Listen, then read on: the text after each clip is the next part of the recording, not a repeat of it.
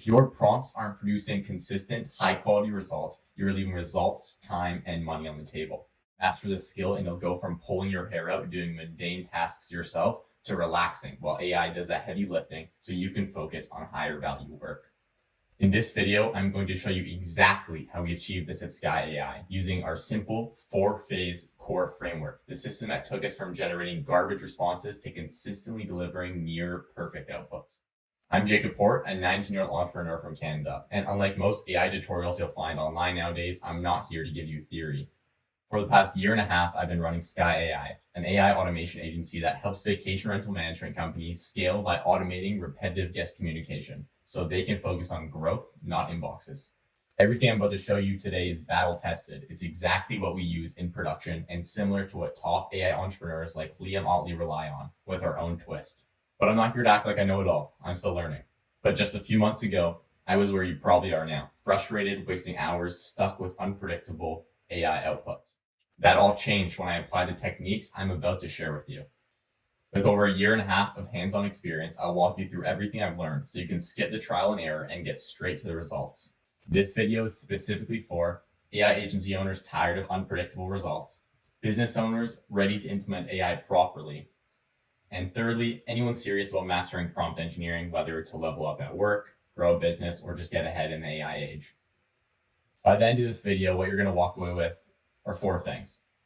Number 1, a research-backed understanding of how to achieve predictable outputs using cheaper and faster models. This step is so important because to consistently create high-performing prompts, you can't just be given templates. You need the foundational knowledge behind what makes an actual quality prompt. 2, our simple 4-phase core framework that takes any prompt from ideation to production. Here's where we put to work all of the knowledge we just learned. Number 3, our internal prompt helper that'll cut build time by 50% and is trained on Liam Otley's research-backed 100-page prompting PDF. And number 4, a simple tactic absolutely nobody in the AI space is talking about that boosted our output quality by 80% overnight and dramatically increased client satisfaction. Prompting is truly the skill that'll separate the thriving businesses from the ones left behind in the AI age. But don't just take my word for it. Listen to the people building the future. Sam Altman, the co-founder of OpenAI, said this. You and I are living through this once in human history transition where humans go from being the smartest thing on planet Earth to not the smartest thing on planet Earth. How about AI expert and OpenAI ambassador, Abram Maldonado? Before you get replaced by AI, you're going to be replaced by those who are augmenting their productivity with AI. Or we can even take it back in time to one of the greatest philosophers of all time, Charles Darwin, who once said, "It's not the strongest of the species that survives, nor the most intelligent, but the ones most responsive to change."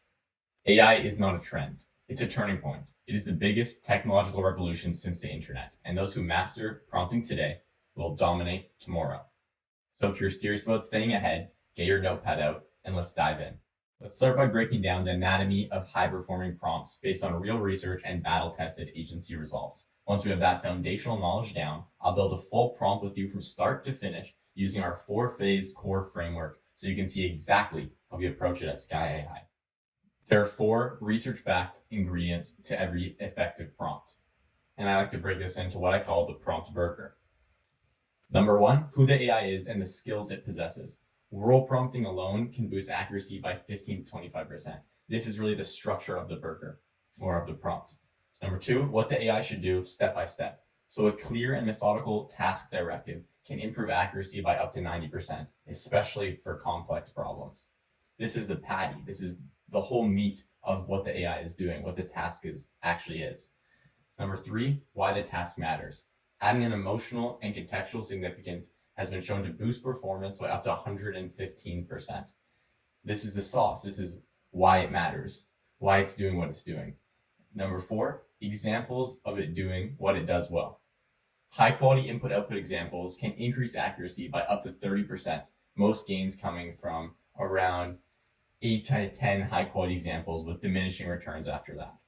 However, I've actually found that for more complex prompts with a lot of nuances, additional examples can sometimes be very beneficial. Just make sure not to overload the model in the prompt, as more text means more prompt dilution, which makes the AI listen to you less, especially in models with lower context windows.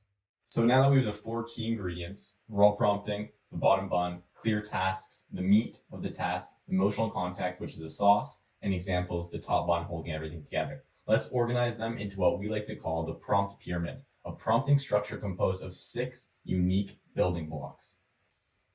The 6 building blocks are number 1, role, 2, task, 3, specifics, 4, context, 5, examples, and lastly, number 6, notes. If you remove any of the top 3 building blocks, the pyramid will be a little wonky and won't work as well as you'd hoped. And if you remove one of the bottom 3, the whole foundation of your prompt will be removed, causing the entire pyramid to tumble over. Moral of the story, all blocks are needed for a successful prompt. Number 1 is the role, as we said. So this goes into who the AI is, what expertise it should simulate, and what its top skills are. And an example is an expert video transcript summarizer that prioritizes conciseness. This really matters because it establishes the AI's identity and skill set, which helps the AI behave like an expert, not a generic assistant. Number 2 is the task, what the AI should actually do step by step. An example breakdown would be analyze the video transcript, determine the main topic, summarize key points concisely, and highlight any critical insights. This matters because it transforms vague instructions like summarize this video into a clear, executable, methodical process. It really drills into the AI head what it has to do step by step and ensures consistency in the output. Thirdly is specifics. You want to emphasize and provide more details on the most important parts of the task and clarify any important rules, formatting, or edge cases here. An example would be keep summaries under 50 words, or if the video topic is unclear, rather than attempting to write a summary, respond with unable to determine topic with certainty. This matters because it improves output reliability by clarifying and providing more information on important instructions. It explicitly covers exceptions and nuances that may have otherwise completely disrupted performance. On to number 4, the context. Why this task matters in a broader workflow. An example, as you can see on screen, is your role in helping businesses extract insights from long-form content, saves them time, and enables them to focus their efforts on driving their businesses forward. Your accuracy directly impacts business owners' ability to contribute to the economy. Giving the AI context as to why what it does is important and where it fits into the workflow leads to more thoughtful and goal-aligned outputs. As you'll remember, it's the sauce of the burger. It's really the emotional significance. Number 5, the example. So this is where you give the AI reference points as to how to handle varying situations and what its response tone should be, the format, the length, etc., using input-output pairs. And an example can be seen on screen, a transcript of a video. I didn't want to paste the whole thing on there. And then the output just goes into what you want the desired output to be, and an actual example of that. So this matters because it sets a tone, a style, and a format for the response, and it helps the AI understand how to approach a breadth of different scenarios. It allows the AI to truly generalize across scenarios and implement what it learns from that set of examples that you provided into a bunch of other cases. Number 6, this is the last section, the notes. This is where you want to reinforce key instructions, especially ones that are inconsistently followed during testing. I also like to add a brief emotional significance passage at the bottom of the notes section, similar to the context but shorter. I find that this improves the quality of your outputs quite dramatically. So what you want to do here is start with a lean set of notes and expand as needed based on the observed issues, which will often be instructions introduced in the 3rd building block, specifics, due to the lost in the middle effect, which states that AI tends to follow instructions at the beginning and end of a prompt more reliably than those in the middle. That's as well why I like to put a little bit of the sauce from the burger, the emotional significance, if you will, at the very end of the prompt, in addition to the context. Some examples of the notes are only output the transcript summary, no extra text, follow all formatting rules precisely, and then also the sauce. As you'll see on screen, the task is critical to the success of businesses worldwide, and I value your attention to detail. This matters because it counters the loss in the middle effect. Like I said, it gives a final emotional and contextual alignment to the AI, so it understands why what it's doing is important, and it provides space for urgent reminders based on the issues you observe while you're testing. And we'll get into later how to actually test properly and then implement those into the notes section. So we've covered a lot so far. Before we dive into building a prompt from start to finish using our core framework, please make sure that you understand the core concepts of this video so far. You should have clear answers to What are the 4 ingredients for every prompt? What 6 building blocks do the ingredients translate to in the prompt pyramid? What is the purpose of each building block? And what kind of information should go into each one? So pause the video now and try to answer these questions. If you aren't 100% confident in the answers, you need to go back and watch it again. Because to truly become an expert prompt engineer and see long-term success with this, you must first understand the foundational knowledge that goes into prompting. Please don't rush ahead or else you'll feel lost when we get into the prompt building tutorial and it'll feel like trying to ride a bike without training wheels at age 2. But if you're ready, congratulations. You are one step closer to coming out on top in the AI age. So let's get into it. Now you understand the 4 key ingredients and 6 building blocks of every killer prompt, but there's still one crucial piece of the puzzle missing, which if you don't have, will make it nearly impossible to build successful prompts. A repeatable, proven process that takes you from an idea to prompt to production. That's where our core framework comes in.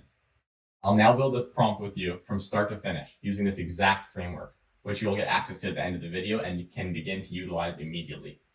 I really encourage you to focus in during this section because this is what will make or break your success as a prompt engineer. The core framework has 4 phases. Number 1, craft. This is where we plan everything from A to Z, from the prompt's purpose to its output and more. Then we get into the optimization section. We assemble our planning into our 6-block pyramid and refine it using our AI prompt helper. Number 3, run. We test the prompt with real inputs and evaluate the results. And then we finally get into the enhancement stage. This is where we fine-tune the AI based on performance and prep it for production use. We'll walk through our 4 phases right now, step by step, and by the end, you'll be able to build any prompt, no matter how complex, using this exact system. Okay, so now let's get into this document.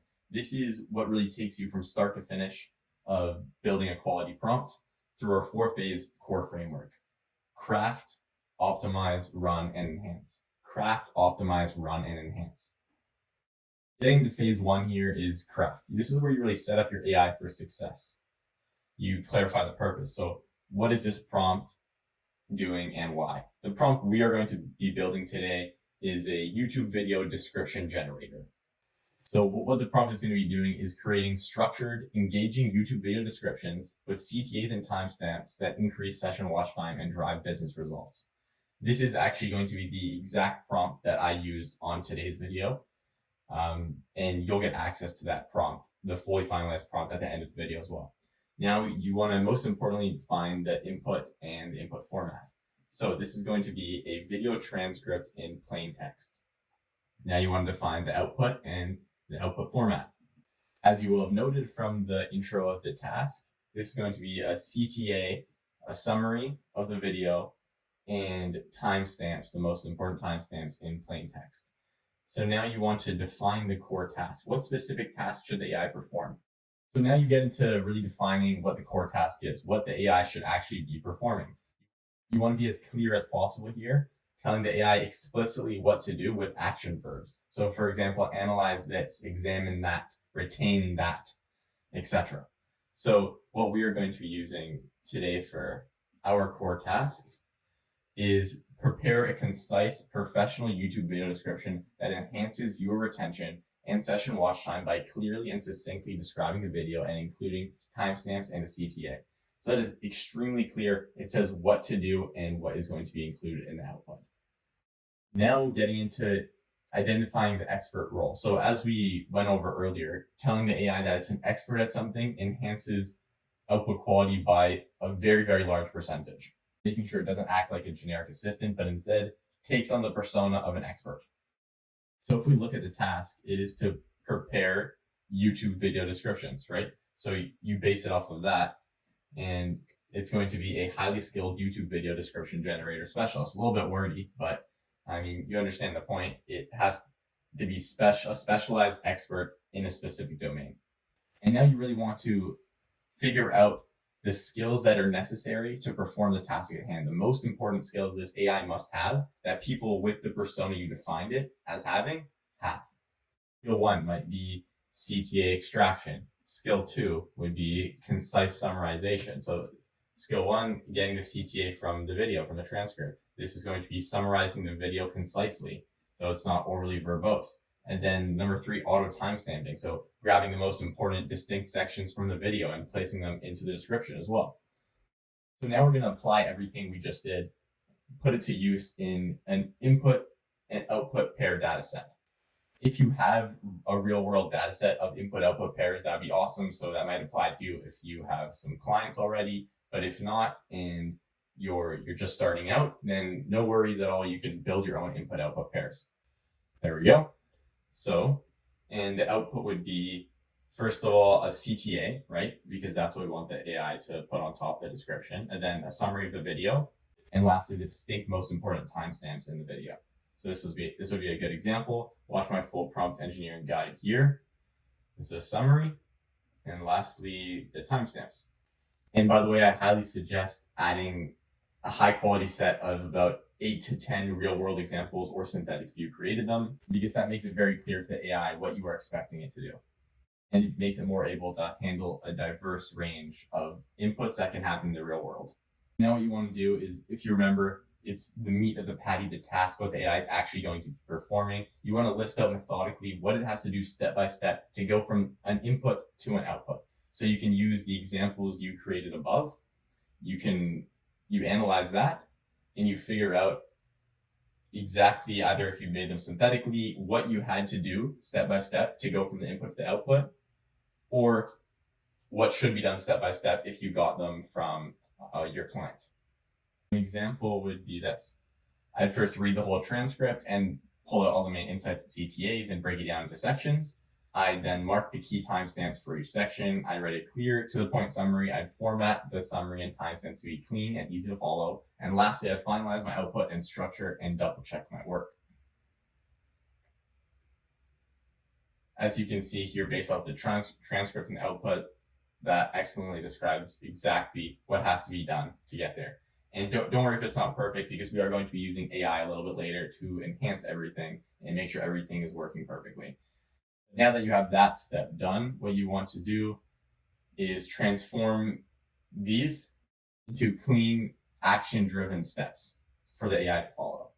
Step 1 would be to extract the key insights, and you can put little bullet points as well directly following, so it has some more context. Step 2 would be to identify the key timestamps. 3, summarize clearly and succinctly. 4, format for engagement and readability.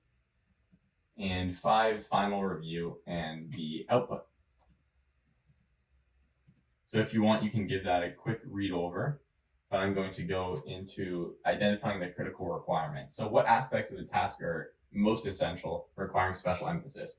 This is a very important step, because as you know, AI doesn't always listen perfectly. You need to reinforce specific behaviors consistently throughout the prompt very clearly. For this specific prompt, some of the most important ones would probably be for the timestamps to be accurate and only actually used for distinct sections, so that this YouTube video description doesn't look overloaded with a bunch of timestamps. So that's going to be requirement 1. Requirement 2 is that the summary should be probably pretty short and in active first person, because again, if someone wants to know what the video is about, they want to read a short description. They don't want to see 5 paragraphs, and no one's going to read that. And lastly, the CTA summary timestamp order works really well. It looks really clean. So I'm going to put that order as requirement number 3. So now we're on to the edge cases, right? This is really what can make or break the performance of your AI assistant in production, because anything can be thrown at it. You want to ensure that it's fully equipped to handle these diverse scenarios.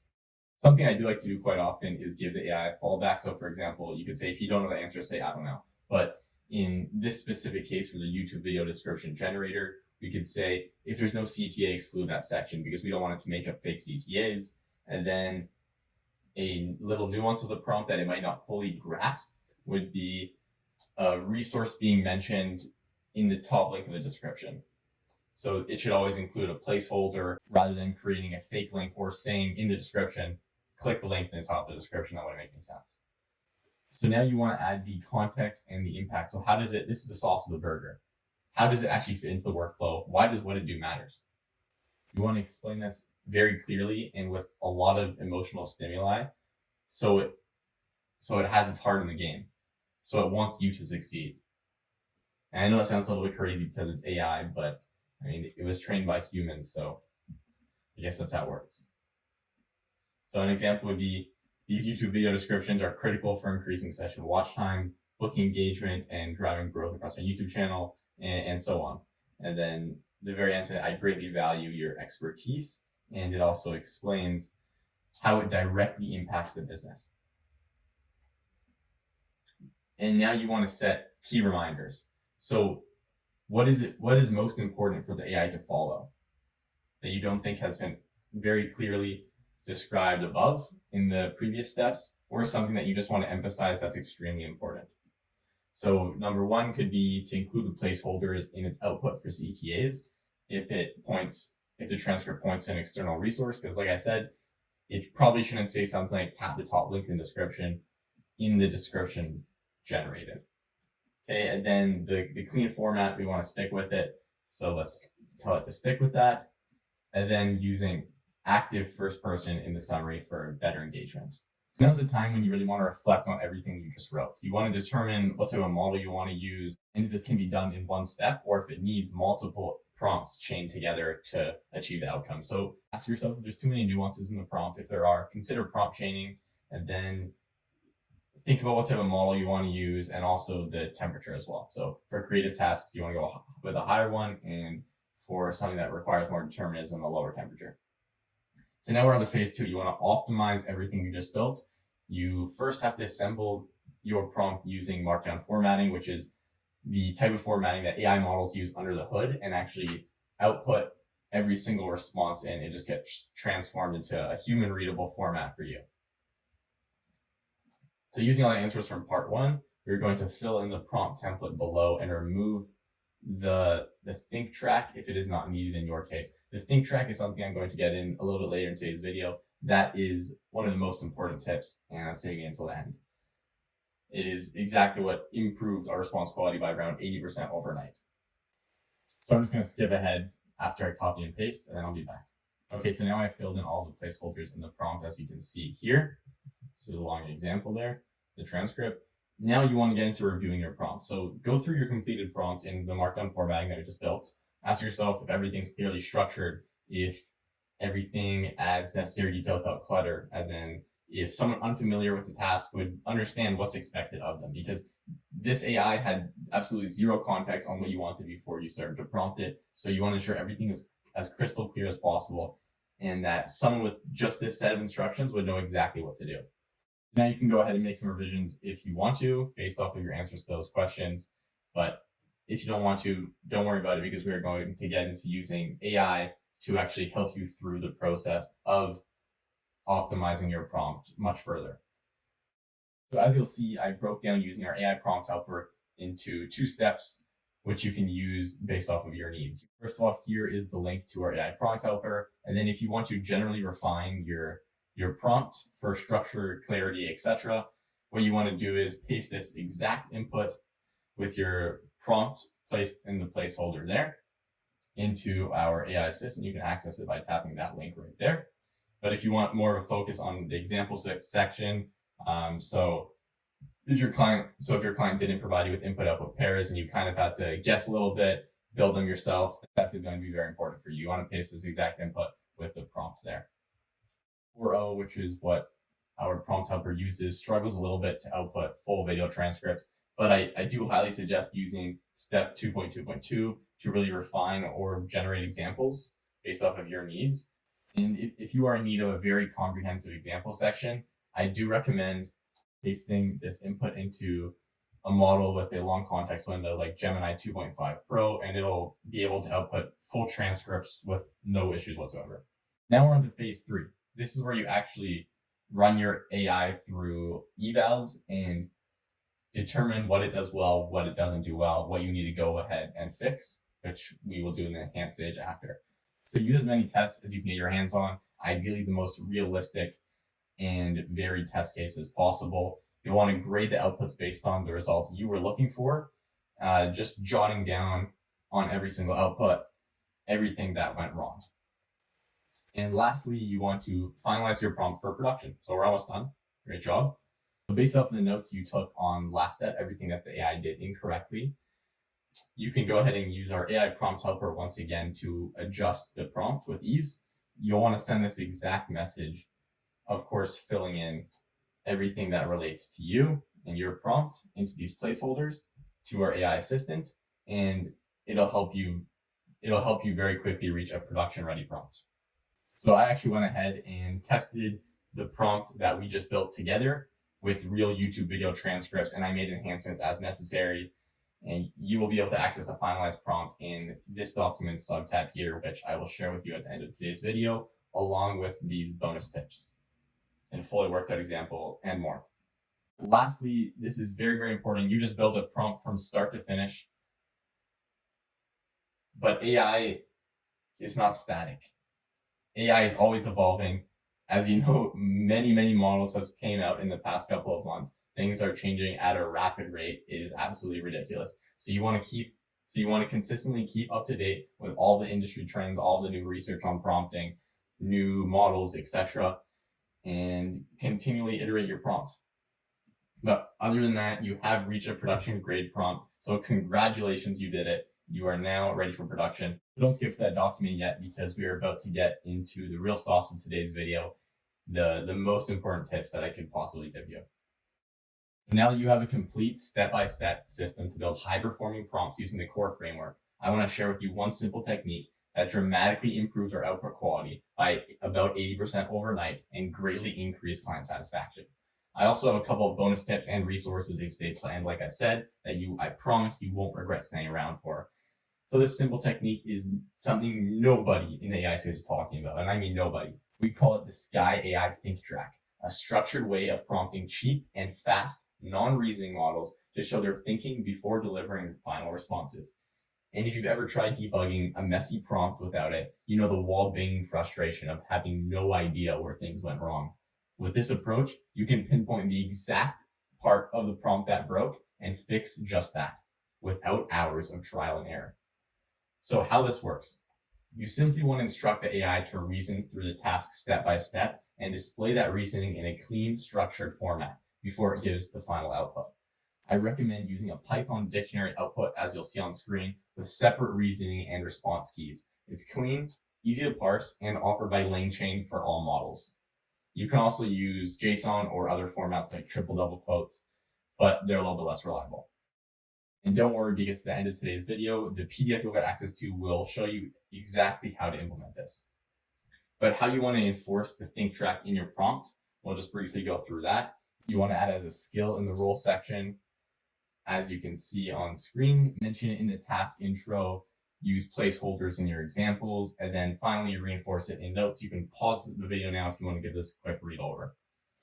And if you do opt for a reasoning model, despite the increase in cost and latency, I highly suggest prompting it in a similar way, telling it to clearly and thoroughly reason through each step of the task before delivering a polished reply, with the only difference being that you don't have to instruct to include this specifically in its output. It'll be behind the scenes.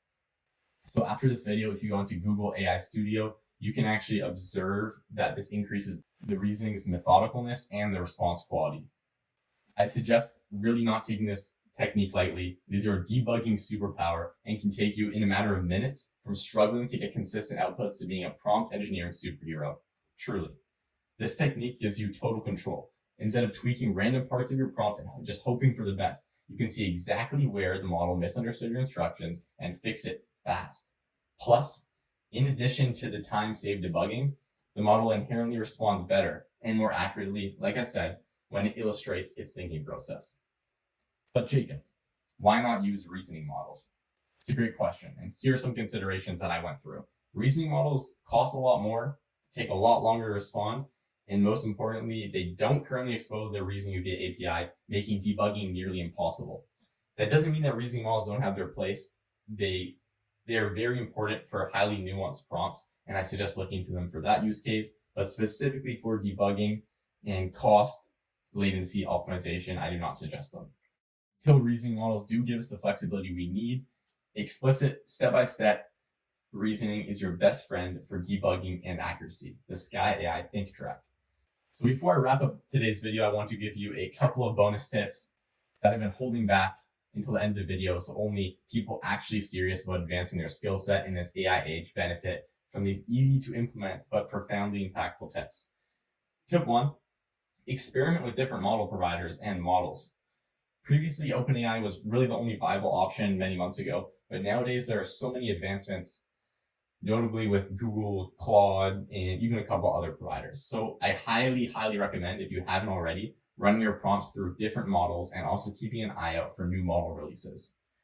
Sometimes the easiest fix to issues you run into is simply swapping providers. I know for us, we use Gemini for the majority of our production prompts, and the quality leap was immediate after switching from OpenAI.